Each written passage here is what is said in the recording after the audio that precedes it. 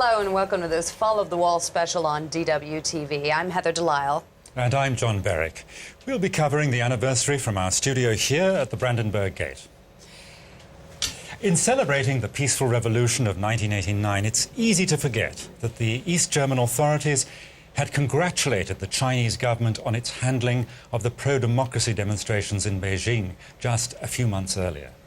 And that, of course, is when the Chinese used tanks to clear Tiananmen Square. And the East German leader, Erich Honecker, also considered using tanks to stop the demonstrations in Leipzig.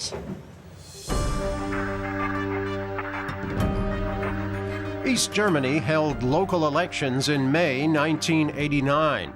Many were dissatisfied with the entire process. In Leipzig, they began taking to the streets each Monday after prayers at St. Nicholas Church.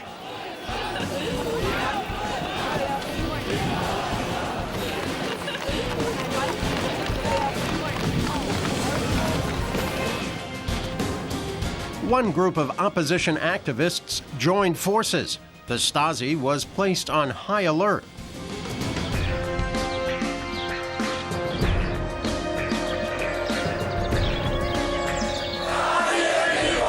East Germany's 40th anniversary celebrations were disrupted by supporters of reform.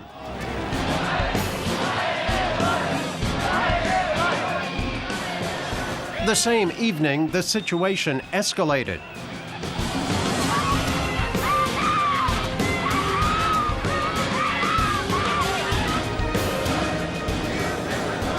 "70,000 demonstrated in Leipzig, proclaiming, 'We are the people.' On November 4th, 1 million people turned out in Berlin.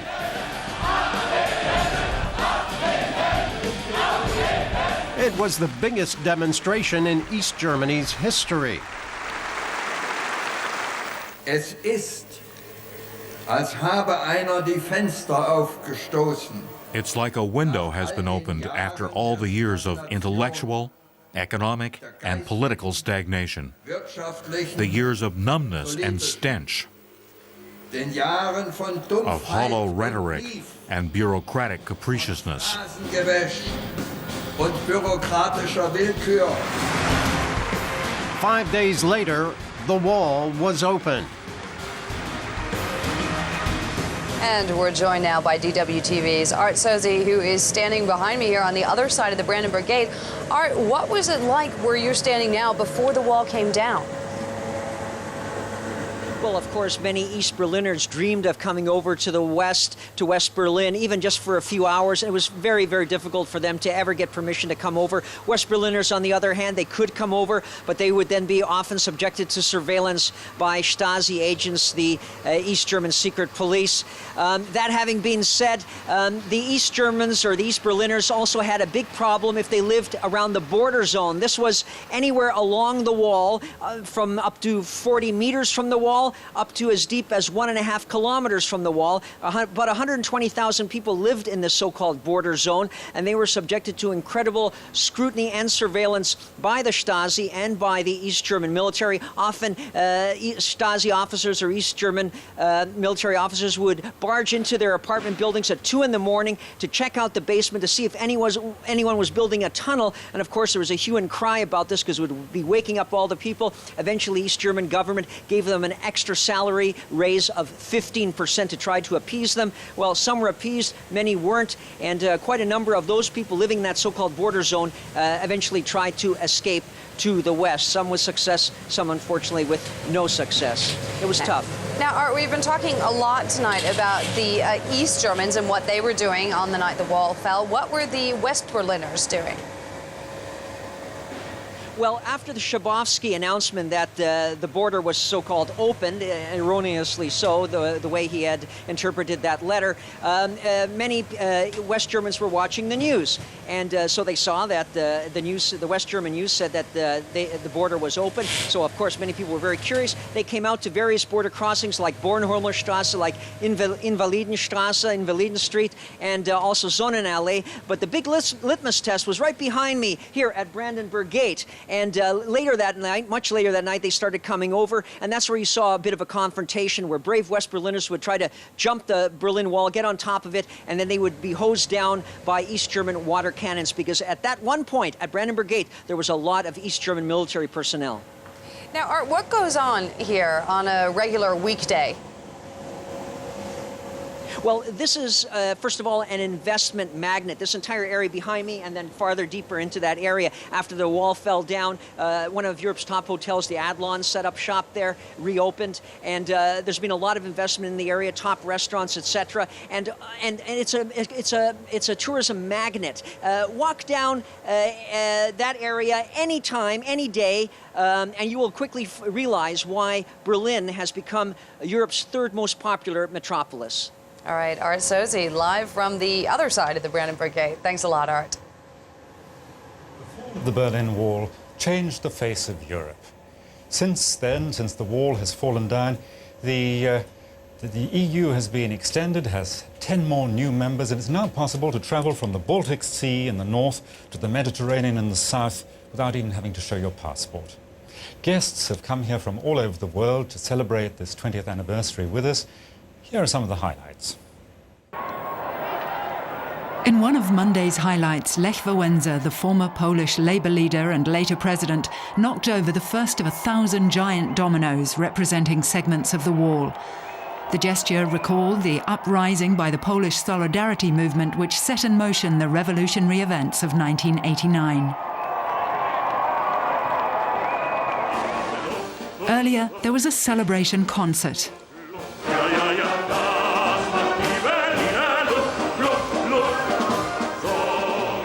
Tenor Placido Domingo gave a rousing rendition of one Berlin classic, Das ist die Berliner Luft, that's the air in Berlin.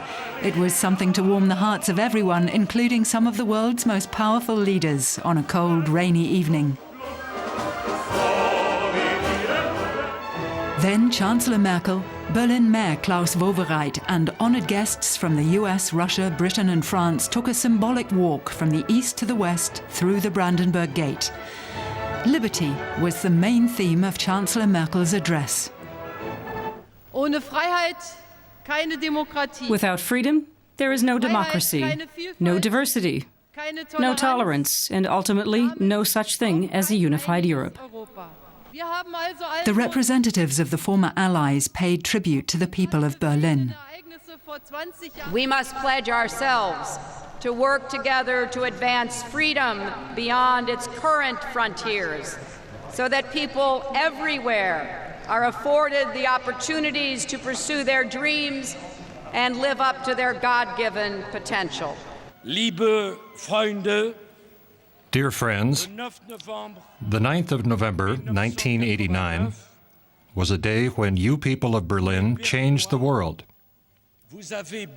by making your dream of freedom come true. So as we stand here, as free people, gathered today in the shadow of history, let us pledge that we will work together to write the next chapter of the human story. Let us write a chapter of liberty and of prosperity and of peace. Vielen Dank. Liebe Berliner. My dear Berliners, I wish you health and prosperity and all the best. Alles Gute. The celebrations began with an ecumenical service in Eastern Berlin attended by the German President Horst Köhler. 20 years ago, the Gethsemane Church was a gathering point for members of the East German opposition. The Gethsemane Church did not just witness scenes of joy. Here, as in the biblical Garden of Gethsemane, there were also hours of despair. Here, moral courage and the spirit of freedom came up against the rough reaction of the East German authorities. In the afternoon, Chancellor Merkel crossed over the Bornholm Bridge, the first crossing to open between East and West. She herself passed this way with crowds of East Berliners that night. 20 years later, she was accompanied by the former Soviet leader Mikhail Gorbachev, whom she thanked for his role in the events. You made it possible. You allowed history to take its course, and that was much more than we could have expected. Thank you for that. And thank you for being here with us today. Aside from the official celebrations, many people marked the occasion in their own way. Thousands responded to calls on the internet to meet up along a stretch where the wall stood for 28 years. At 8:15 in the evening, they joined hands. Then at 8:27, the exact time the wall fell 20 years ago, they let go again. British artist Martin Butler had the idea to form a human wall. My proposition is to ask people to think about walls, to think about borders, to think about tolerance, to think about openness. The organisers estimated that 6,000 enthusiastic volunteers took part. We thought it was a great idea, a lovely commemoration. The official celebrations ended with a giant fireworks display, but the party is set to continue through the night.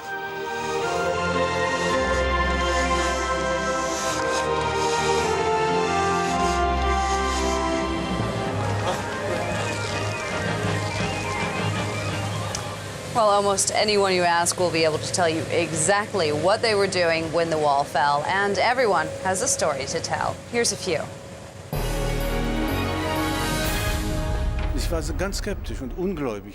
I was very skeptical and incredulous.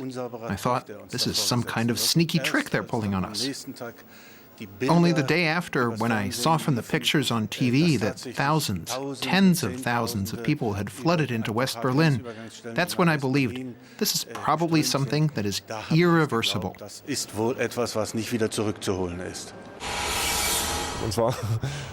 I was sitting in my apartment in East Berlin with a few friends playing cards.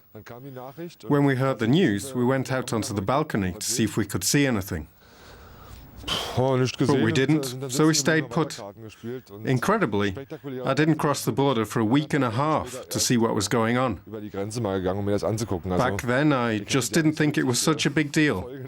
I'm not proud to say that, but that's the way it was for me. I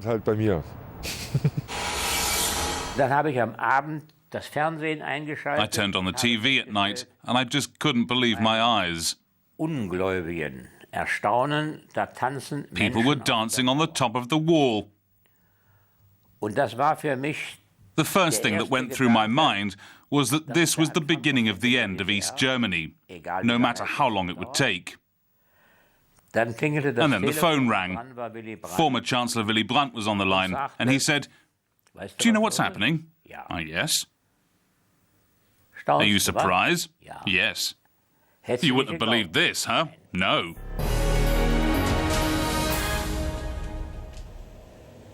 I have to tell you about one of the most moving moments for me personally, in these exuberant days 20 years ago when the border was opened.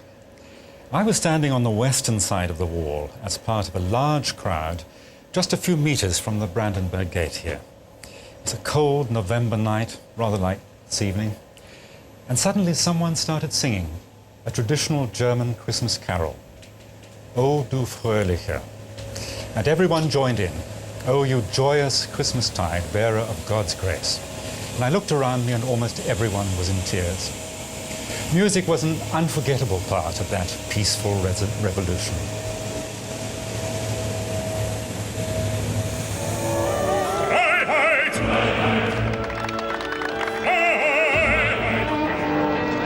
The sweet sound of music by the Berlin Wall. The man some may have thought an extremely talented busker was in fact Mstislav Rostropovich, the most famous cellist in the world, giving an impromptu rendition of a Johann Sebastian Bach suite. Rostropovich was very grateful for the tip, the greatest fee he'd ever received, he says.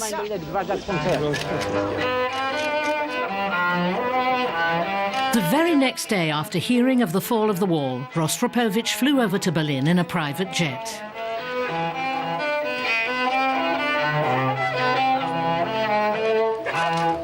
The Russian maestro had left the Soviet Union in protest in 1974. Now he wanted to thank God for the fall of the wall.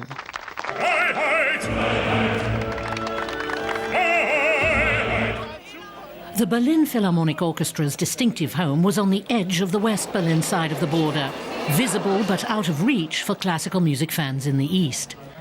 3 days after the wall was breached, the orchestra put on a free concert for East Germans. We're musicians. This offer from the Philharmonie is just the right start. I used to dream of this. It's splendid. Ich finde es herrlich. The concert, conducted by Daniel Barenboim, was the musicians' way of showing they'd always considered themselves an orchestra for all Berlin.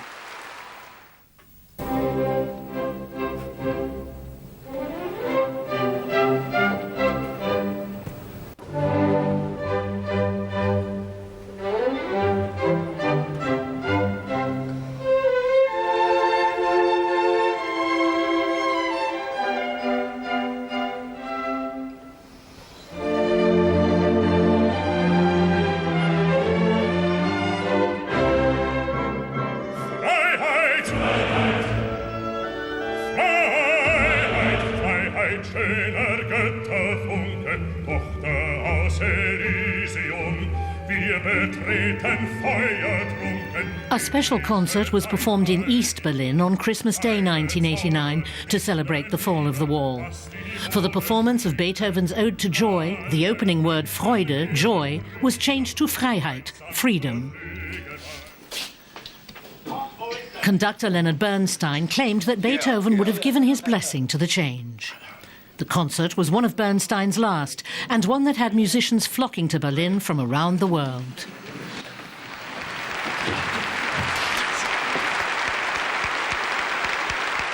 Bernstein insisted the concert have as large an audience as possible. It was shown live in Berlin and across the world.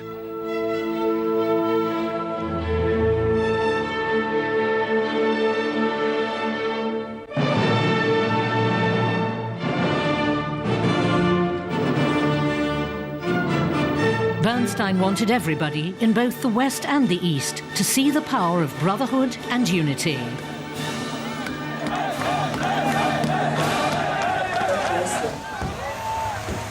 With us now in the studio at the Brandenburg Gate is Ebb Davis. Born in America, he's been living here in Germany for more than 20 years. I believe you came here, Ebb, in 1981. Where were you living then? Yes, 1981. Where were you living then? When I first came, I lived in Lichterfelde. Oh, in the western part of the city, yes? Yeah. And, for a couple of months or something like that. And then I heard you moved to Potsdam. Is that true? Well, not really moved there, but I was there because I was working there. Yes. Yeah. Potsdam, I perhaps should explain, is, of course, in the former East, so in what was communist East Germany. Yes. And that's a rather strange move, to move from Lichterfelde in the west to Potsdam in the east. What made you do that? Well, it was not exactly by choice. It was more it was job related. It was a job? Yes. And what was your job?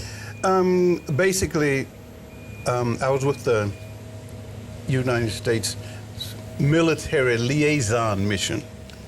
Ah, so you were a sort of a spy in uniform? Not really. It was more like representing the American side to the Soviet side.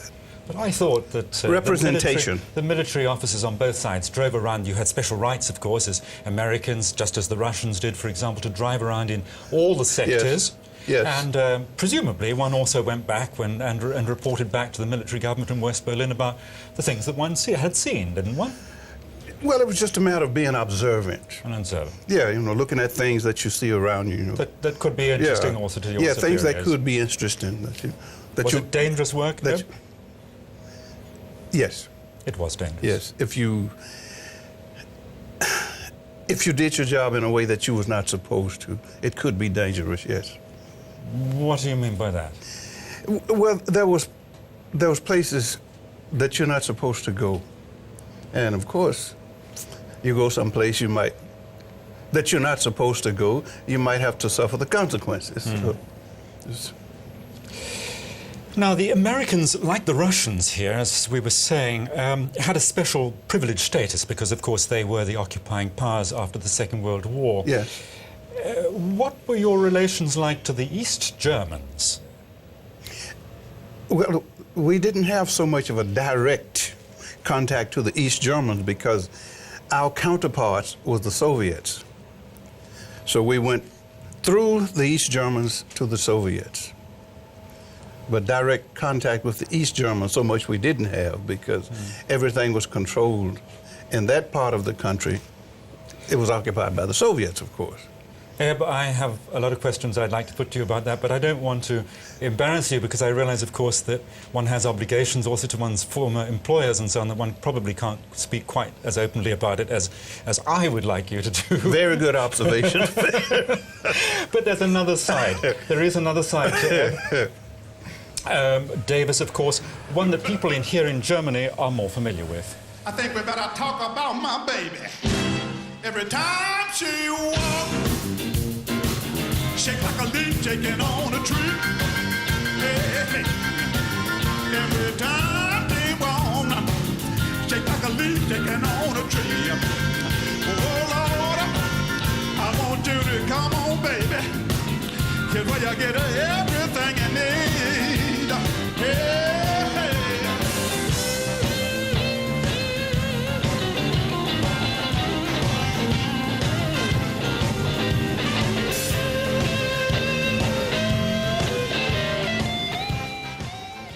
And very, very well known. When did your career start as a blues musician? About 45 years ago. You don't look that old, Ed. Thank you. And tell us where. Where did it start? In Arkansas. Uh-huh. Yeah. What were you doing? I started in the church. Oh, yeah. Yeah. Mm-hmm. And then... So gospel? Yeah. Yeah? Yeah. Mm-hmm. That's a great tradition, of course, for blues musicians to come from. Yes, because it's all very, very closely related. Yeah. Yeah. What made you then come to Germany? Was that your... That was a job related. That was the job that you had working for the military. Mm-hmm. When you were in communist East Germany with the military, you were nevertheless also, of course, a blues musician. Did you have any contact with the East German blues musicians? Yeah, a few I did, but the contact that I made with them was made initially in the West, because the known musicians, the blues, jazz musicians, the rock musicians, or whatever, from East Germany, they were allowed to perform in the West.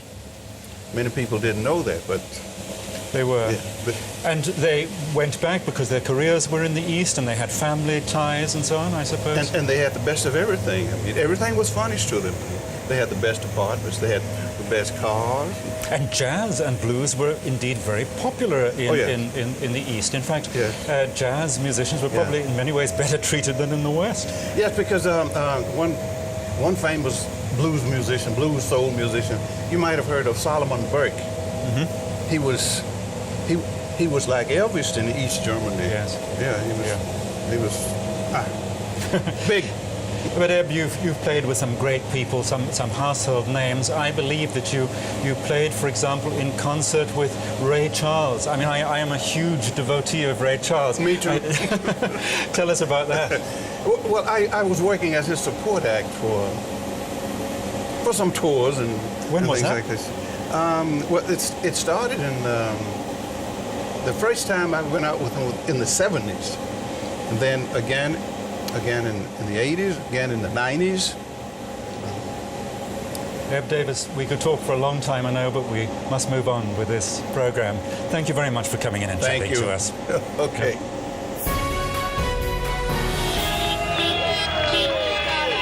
Es war wirklich Wahnsinn. Wir sind einfach durchgelaufen, ohne dass ihn kontrolliert hat. Es war fantastisch. Es war nicht schwer. Ach, wir haben ja nichts gezeigt. Wir sind einfach durchgelaufen. Was war das für ein Gefühl? Toll. Hab gezittert am ganzen Leib. War ganz toll. Phänomenal. Toll. Wir können jetzt einfach hin und her fahren. Jederzeit, immer. Fantastisch. Ja. Mit dem Geld regelt sich alleine. Die tolle alleine. Well, the Kudamm, West Berlin's main shopping strip, was where a lot of East Berliners headed once the borders opened, a complete antithesis of everything that communist East Germany stood for. And our very own Adrian Kennedy is live from the heart of capitalism in downtown West Berlin. Adrian, you have a personal story to tell about the night the wall fell. Yes, hello Heather, that's absolutely right. Back then I was actually engaged to an East German woman. It was actually a fake marriage. She was a friend of a friend who wanted to escape communist East Germany, and one way of doing that was by marrying a Westerner. We'd actually officially applied on the 40th anniversary, October 7th, about 4 weeks earlier. So when I heard that the wall had fallen, my initial reaction was, oh my God, she's going to be coming here to me in West Berlin. I realized that she would be visiting. And back then, well, I lived in a bachelor pad with a young Australian, and domestic chores like tidying up and washing up weren't very high on our agenda. So for the first 2 hours, after I heard that the wall had fallen, I spent frantically cleaning up my flat. Did the fiancé ever turn up, Adrian? Yes, she did turn up, and then we hitched a ride up here to the Kudamm. And at that time, 20 years ago, at this moment, you can't see it much here now. It's all quiet on the Western Front, but here at that time was what has been dubbed the biggest party the world has ever known. That must have been just such an awesome moment.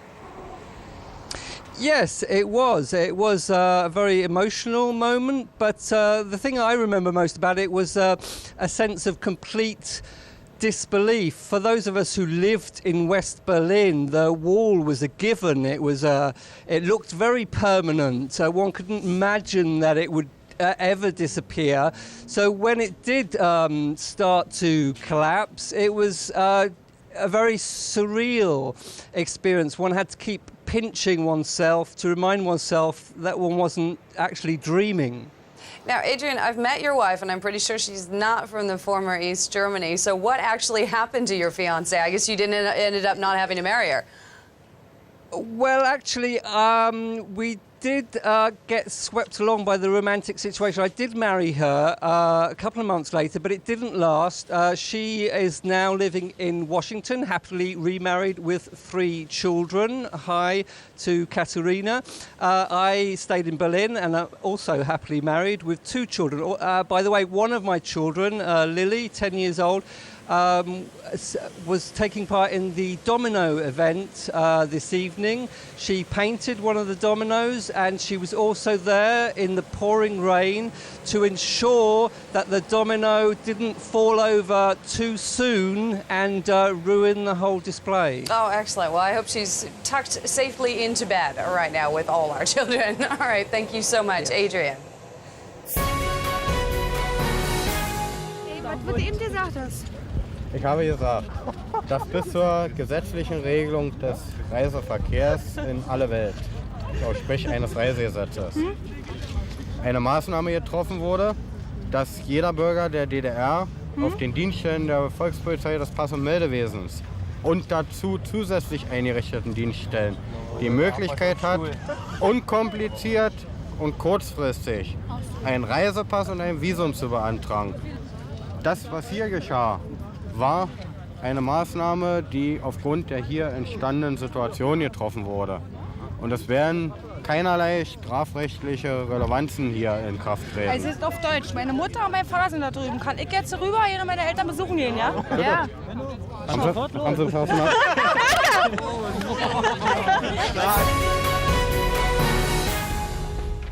All right, we'll be back live from the Brandenburg Gate in just a few minutes. But first, it's back to our downtown studios where Brian Thomas is waiting for us with the news update. That's right. Thanks, Heather. Well, November 9th also marks a far different chapter in German history. 71 years ago, on November 9th, 1938, state-sanctioned anti-Jewish riots swept the country. This night became known as the Night of Broken Glass, as thousands of Jewish-owned businesses and hundreds of synagogues were destroyed.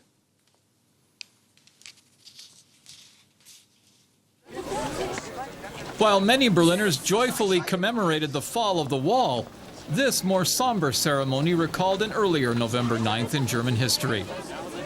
Several thousand young people took part in a candlelit procession in memory of the Kristallnacht pogrom. 20 years ago, the gates to freedom were opened. 71 years ago, we saw the doors of Auschwitz beginning to open, which is why it's essential that this country acknowledges its past, even on such a joyous day. On November 9, 1938, Nazis killed hundreds of Jews and ransacked synagogues, homes, and businesses. About 30,000 Jewish men were arrested. Many were sent to concentration camps. November 9th is an emotionally complicated day. But as the German Chancellor said, both anniversaries show that freedom is not self-evident, but must be fought for and defended. In Lebanon, Prime Minister Saad Hariri has formed a 30-member national unity government after months of deadlock. Hariri got formal approval for his cabinet from the Lebanese president, Michel Suleiman. It comes 5 months after a parliamentary election in which Hariri's bloc won a narrow majority, but had to negotiate a deal with the opposition to form a government. 15 cabinet posts will be filled by Hariri's Western-backed coalition.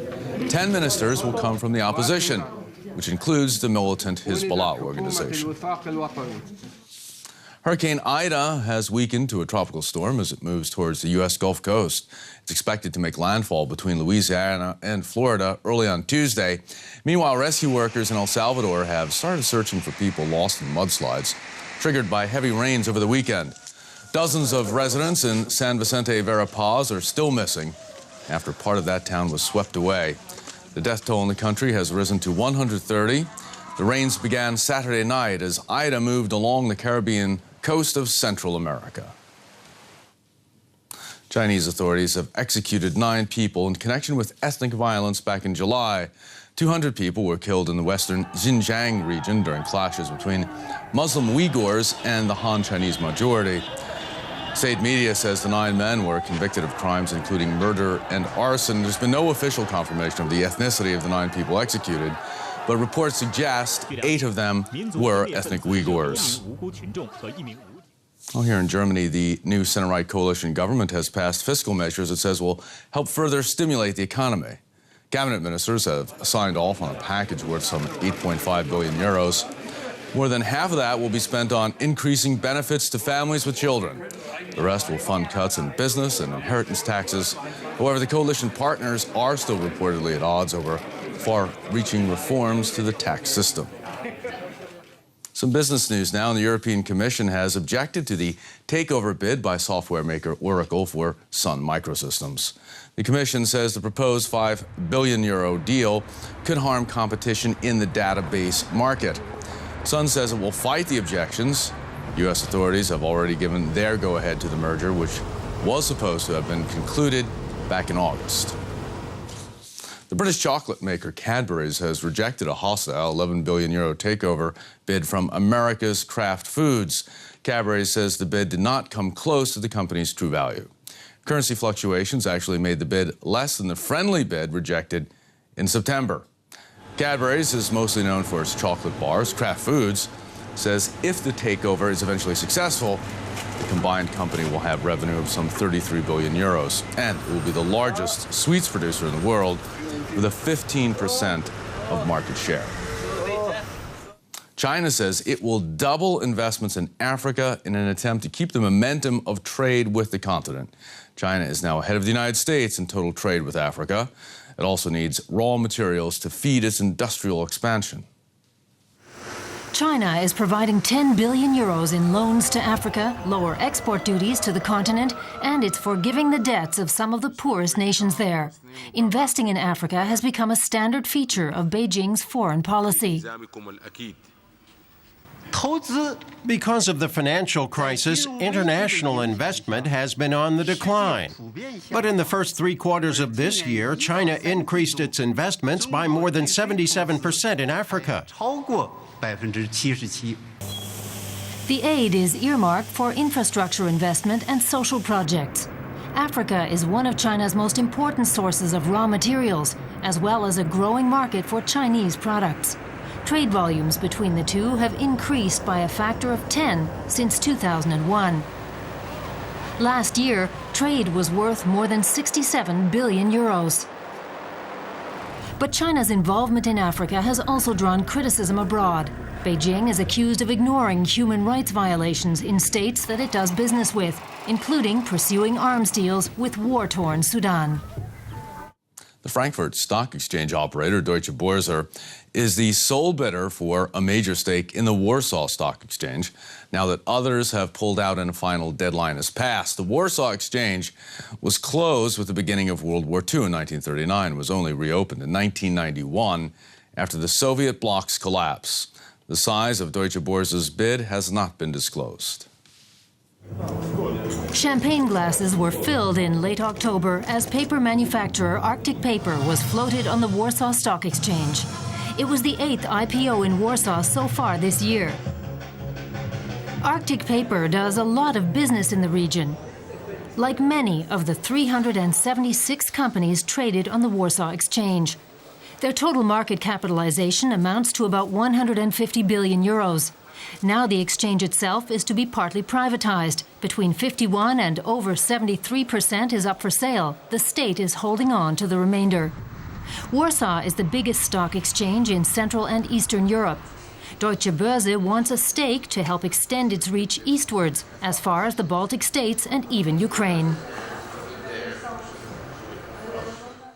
All creditors of the insolvent retailer Arcandor have started a two-day meeting in the city of Essen as that company is wound up. It's Germany's largest ever corporate failure.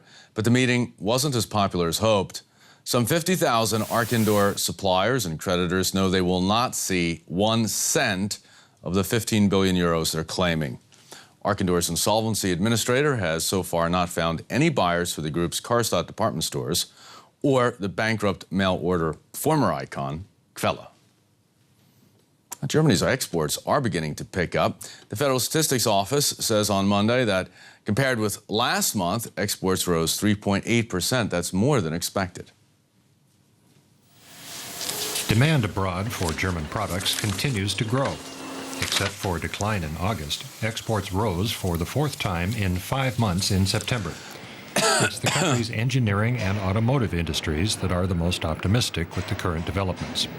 Many in those sectors are convinced that their businesses are well on the road to recovery. Around 45% of companies recently polled expect trade to be better next year.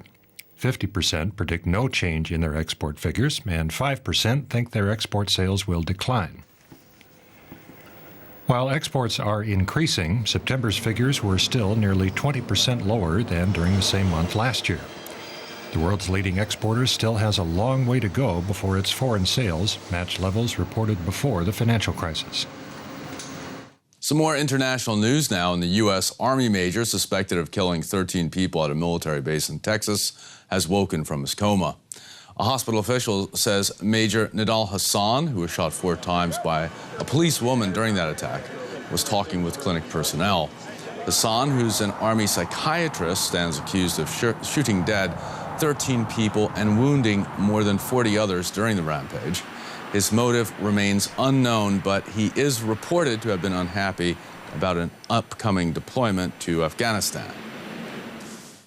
Iran says it wants further discussions on atomic fuel supplies for its disputed nuclear program.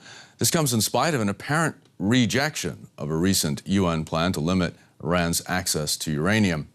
Iran's top nuclear negotiator Said Jalili, seen here on the right, says that Iran welcomes talks with world powers. Jalili met with the Russian Deputy Foreign Minister Sergei Ryakov on Monday. The UN has offered Iran a deal which would provide it with uranium fuel rods enriched abroad, but Iran has not yet accepted that offer. Iran and Russia have a long... Now we go back to our special coverage of the 20th anniversary of the fall of the Berlin Wall. All right, thank you, Brian. Welcome back to our special programming on the 20th anniversary of the fall of the wall. Well, the day after the party was still going on, entire families crossed over into East Berlin for the first time. West Berliners ventured into the East. I spent the day with my dad talking to East German soldiers at the border to Brandenburg near our house. We met a family and invited them over for coffee. Well, I remember at some ungodly hour in the morning on the 10th that somebody rang my doorbell and said, "Hello, I'm Birgit. I'm from East Berlin and I'm looking for my cousin who lives next door to you and she doesn't seem to be at home." So of course, I invited her in, and she was carrying a bottle of cheap sparkling wine, which we polished off together, while she told me about East Berlin and I talked to her about West Berlin, and sadly I never saw her again. But I think that was quite typical of the rather surreal encounters we experienced in those days. It resembled an entire republic on the road, as if every East German who had managed to sleep through the historic night before set off at the crack of dawn, heading for West Germany. Huge queues formed at border crossings, like this one between Thüringen and Bavaria. I looked at my passport and we got a transit stamp at Hirschberg. It's really simple, just like going to Czechoslovakia. I can hardly believe it. It's an indescribable feeling. I can't believe it. I still can't quite grasp that I'm driving here. We live in Hirschberg, right behind the border. We've had to look at that fence every day, and now we're looking at it from the other side. Throngs of people flooded the West German cities close to the border, like Lübeck in the north. The quirky East German cars, such as the Trabant and the Wartburg, soon became a familiar sight in the West. In Berlin, meanwhile, the party continued. Thousands streamed from east to west. No one seemed to mind the hordes of people. Many East Germans didn't go to work that day, as they wanted to see West Berlin freely for the first time in 28 years. Lines like these were seen all over. East Germans claiming their 100 Deutschmarks welcome money, a gift from the West German government. Most of them had never held Western money in their hands before and headed straight to the shopping districts. I'm going to look around and see what there is to buy. We're going to wander around the shops first and then shop in the places that are best value for money. I'll see. Maybe keep it, maybe spend it. Many East Germans took their welcome money to supermarkets and department stores, where things looked, smelt, and tasted different than in East Germany. This is crazy. I don't even know what to choose. Just standing there smelling everything. Crazy. There were welcome offers for East Berliners, too, like cheap cinema tickets. Bars even accepted East German money. Relaxing on West Berlin's prestigious shopping street Kudamm was a dream for East Germans just 24 hours before. Most East Germans didn't stay in the West, they went back home, full of new impressions and the hope that the wall would stay open for good. Well, of course, most of the East Germans who flooded across the newly opened border into West Berlin had no intention of staying because they had jobs and families in the East. They just wanted to take a look over the neighbour's fence. They were completely surprised, most of them, by the fall of the wall, as indeed, of course, were the politicians. Let's hear some personal accounts. The wall could never erase your dream, our dream, of one Germany, a free Germany, a proud Germany that has thankfully regained its rightful place among the leading nations on the earth. I don't disagree that everyone who was involved somehow contributed to the fall of the wall. But the real heroes are the Russians and the Germans, and I congratulate them. I have every reason to feel proud, despite the problems and frustration. I can think of nothing better than to be proud of German unification. Oh yeah, okay.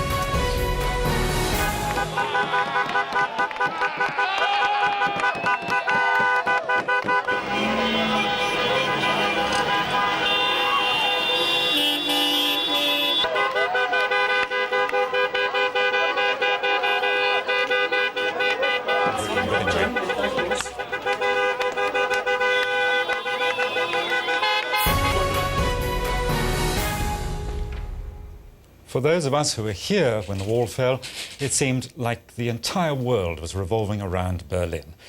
But there was actually a whole lot going on, of course, outside as well. Here's a look at what else was making headlines on November the 9th, 1989. On November 9th, 1989, Princess Diana and Prince Charles are on a state visit to Hong Kong. The royal couple preside over the opening of a cultural center. West Germany's cabinet releases its report on the state of the nation's forests. It warns that half of all trees are diseased. In West Berlin, employees of the landmark department store KaDeWe take to the streets. They're protesting plans for longer opening hours.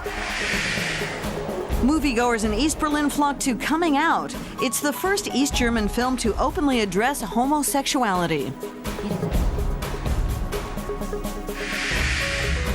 West German movie theaters premiere the Hollywood blockbuster Pet Sematary, based on the best-selling Stephen King novel.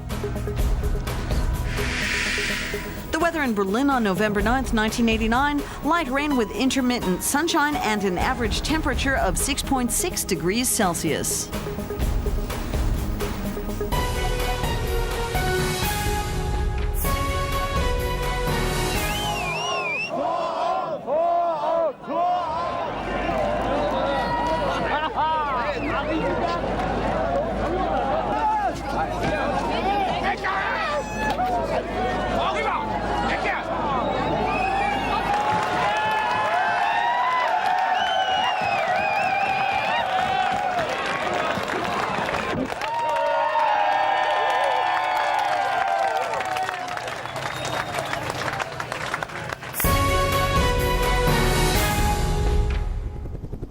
Checkpoint Charlie, it's probably one of the most recognizable symbols of the Cold War, the main crossing point for the Allied forces here in the divided city.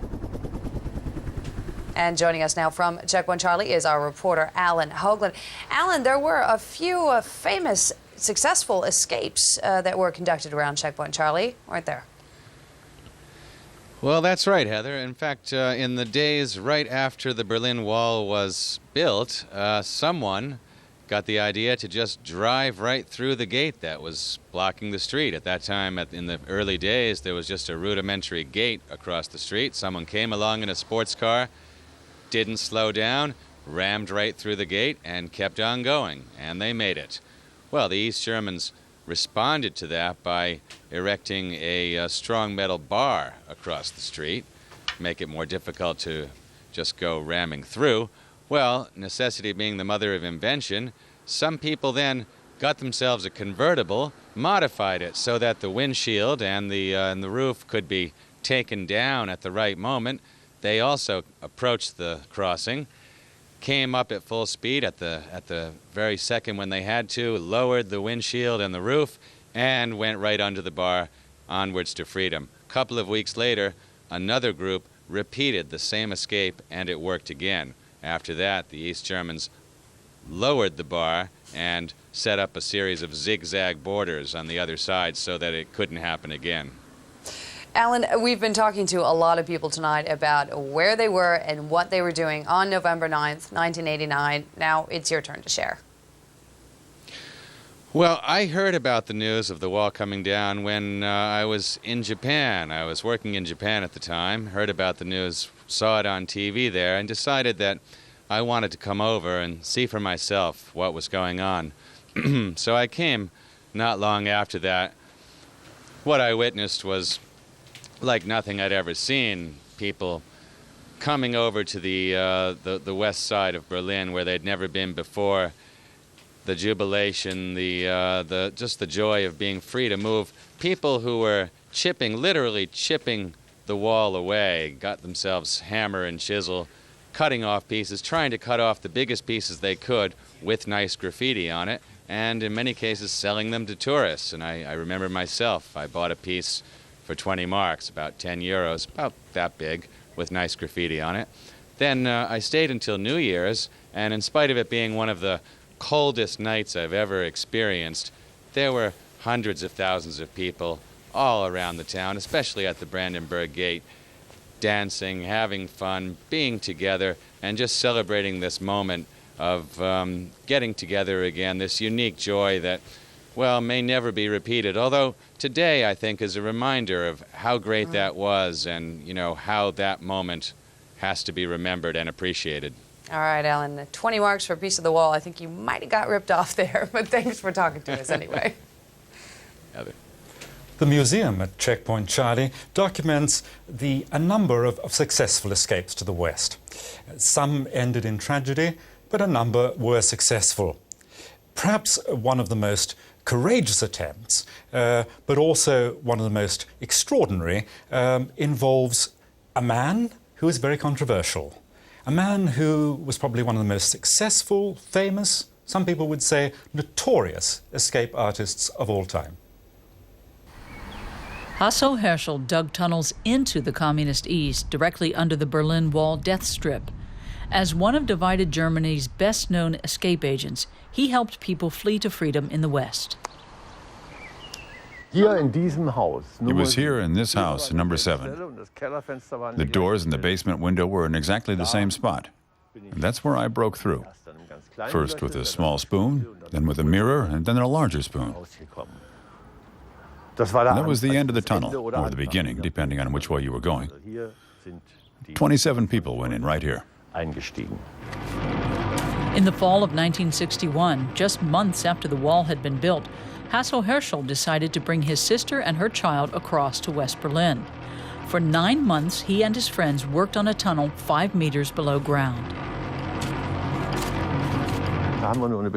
There was only so much space, 1 meter to 1.05 meters. So you couldn't stand or work on your knees. You could only work lying down.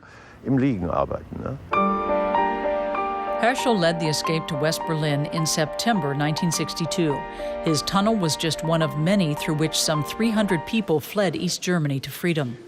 Though they're no longer visible, the spectacular escape routes are a fascinating piece of history. Tours by the Berlin Underworlds Association tell the story of the underground passageways and escapes through the sewer system and subway shafts, as well as the East German government's paranoid efforts to completely seal off the underground. They barricaded everything so well that unless you used explosives, there was no way to cross or escape to the west. Only the rats could move freely. Hasso Herschel helped more than 1,000 people escape to freedom, later even in helicopters or converted cars. All the while, he evaded East Germany's secret police and was never caught.